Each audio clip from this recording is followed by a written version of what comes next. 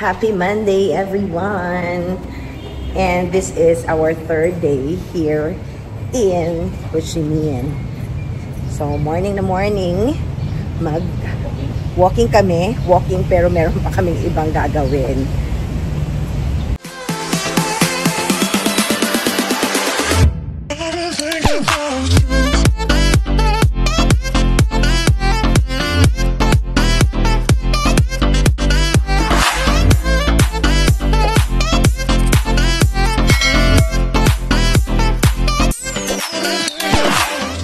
And happy birthday, Jerome! Hindi niya actually alam na may bibiling kami. Pero at the same time, magwo-walking kami here. Oh, yung isa oh. Ganda din ang attire oh. So, iikot-ikot kami kasi meron kaming bibilhin para kay Jerome sa kanyang 47th birthday. Maraming tao dyan dapat. Kaya lang, wala na, nagsipag-uwian na kasi alas 8 na ng umaga. Pero, kahit alas 8, wala pang araw. Kaya masarap pa rin maglakad-lakad. Nakapaglakad na ako. Ito si Bernie pa lang ang hindi nakakapaglakad-lakad dito.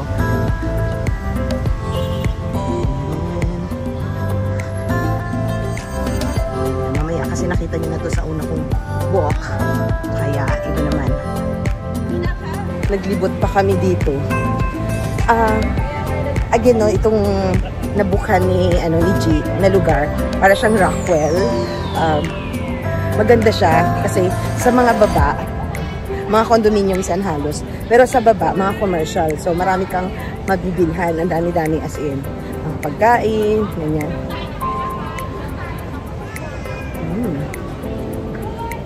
So, while we're looking for food, we are also walking around.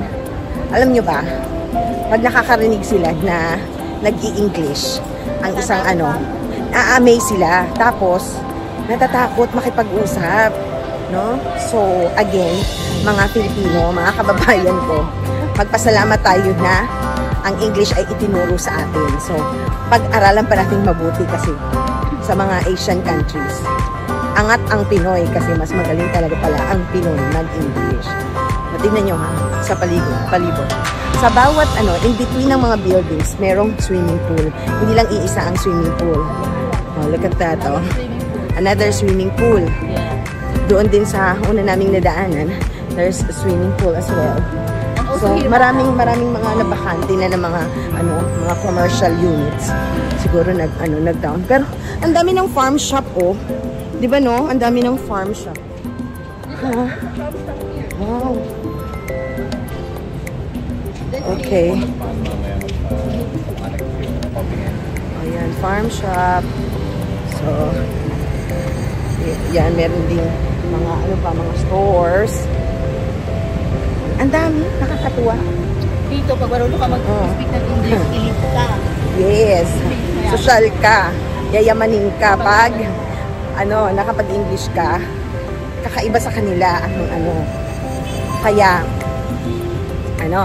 nag-aaral sila talaga mag-English kasi yun yung parang nakakaangat ka sa buhay pag magaling kang mag-English. Tapos natutuwa yan sila pag, nag-i-English ka. Natutuwa sila. Na-amaze sila na natutuwa, na natatakot. Mixed emotions. So, here naman, yan, farm shop. Maraming mga farm shop, para din siyang 7-Eleven. Okay. So, pasok tayo dyan. Okay, going inside. Yan. So, ganyan yung mga presyuhan dito, no? Grabe. Ang bongga ng mga presyuhan. Aabot sa mga 100,000, 400,000. Ganyan.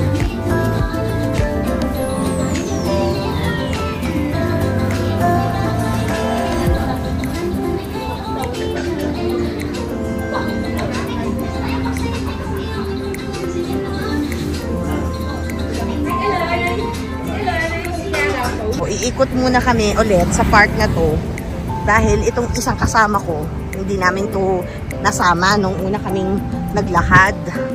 So, para siya naman yung maka-experience. Ayan. Anong ano to? Ang ganda oh. Ang ganda, diba? So, part pa rin to ng Ben Homes Central Park. So, dito tayo medyo, kahit walang araw, pero ramdam mo yung init. Kaya, ito muna tayo. Tsaka ramdam mo din yung, sakit sa araw, yung sakit sa mata.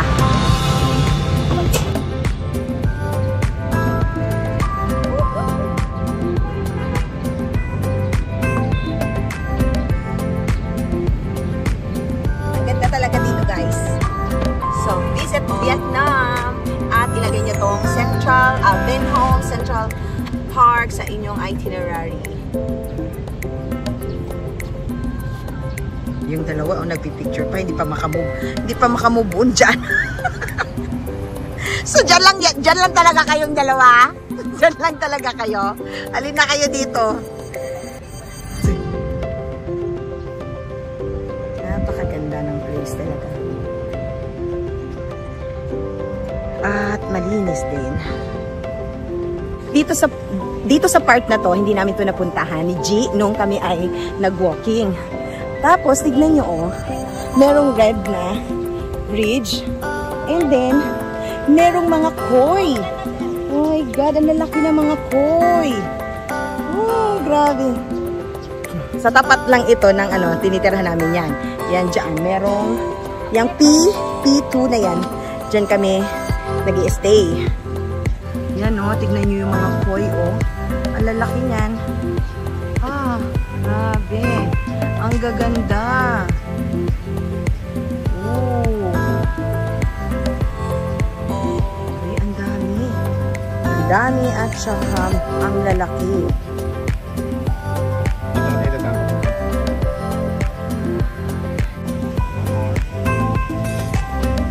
Diba? Kita-kita yung koi.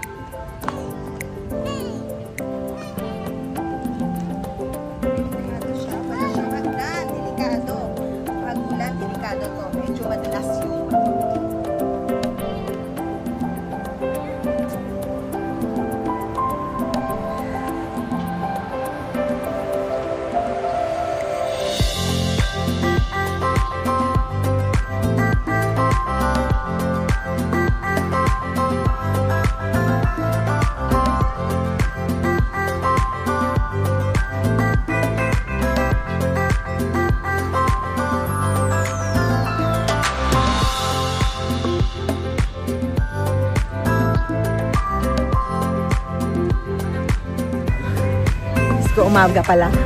Halos na puno ng mga cellphone sa kaka-picture.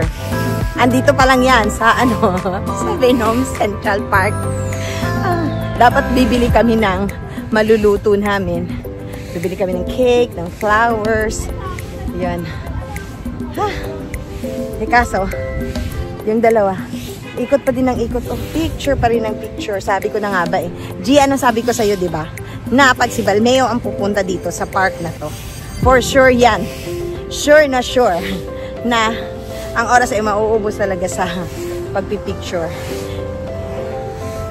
And dyan na part, meron palang yan, tennis. Yan. Ganda. Kasi, yan yung overpass nila yan dito ha. Yan, medyo mahaba lang yung aakyatin mo. Pero napakaganda. Very stylish yung yung overpass na yan. Patawid lang yan dun sa kabila. Na meron namang pedestrian lane. Pero super nice. So, pabalik na kami. Tatawid kami ulit dyan dahil dyan kami bibili ng mga lulutuin. Hoy, yung ano nila, oh, overpass, merong elevator, ang bongga-bongga. Oh, ayan. Promise. Oh, diba? Diba? Meron din naman sa atin, pero sa mga MRT. Gusto ko ba? Ayaw ka na magpa. No?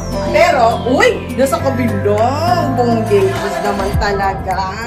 Oh, ayan yung, ano, dadaanan.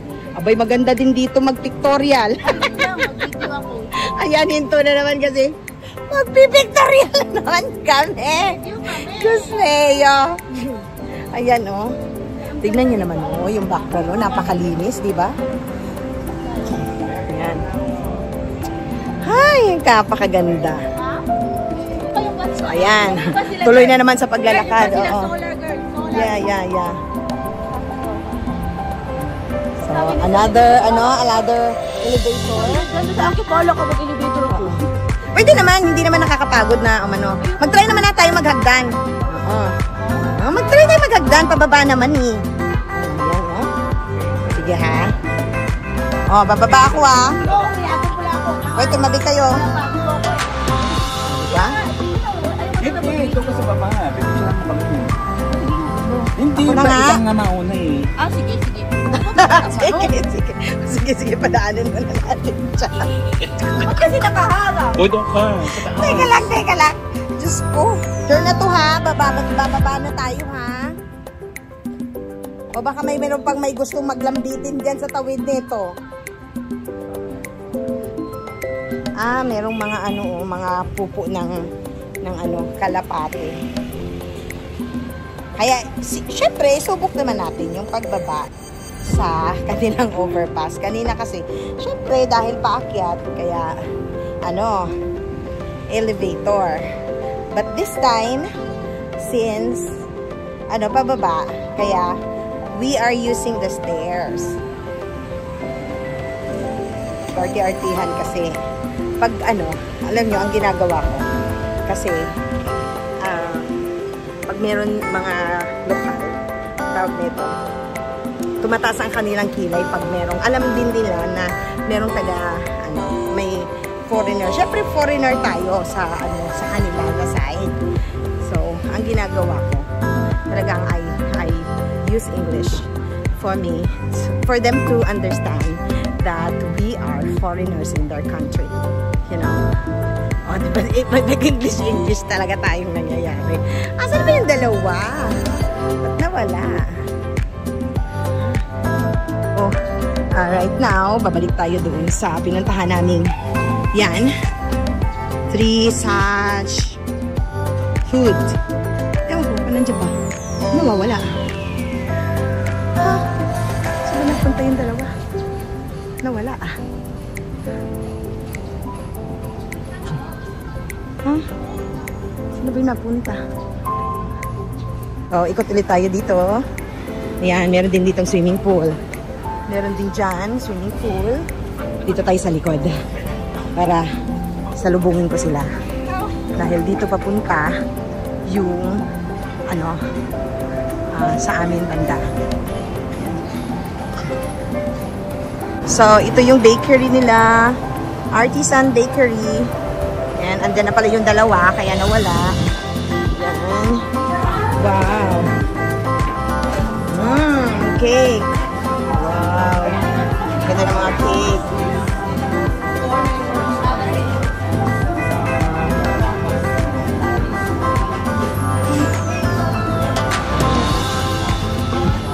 Wow, it's so nice. Yes, Take away. Happy birthday, G! Happy birthday! We love you. This is for you.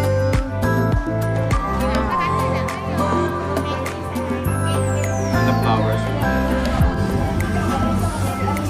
Oh, grabe yung ganun sarap ng mga pagkain.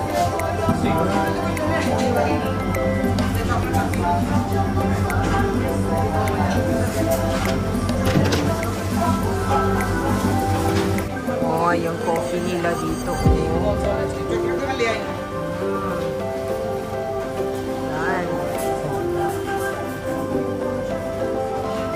Oh, mga bread nila. Oh.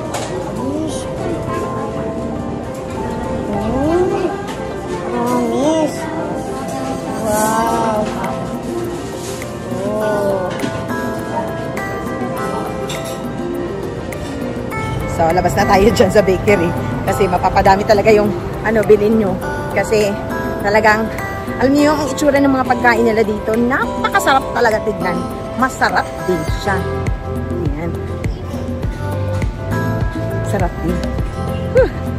So, pumasok din ako dito sa 7-Eleven nila. And, meron silang water na 7-Eleven. Like that. Oh, diba?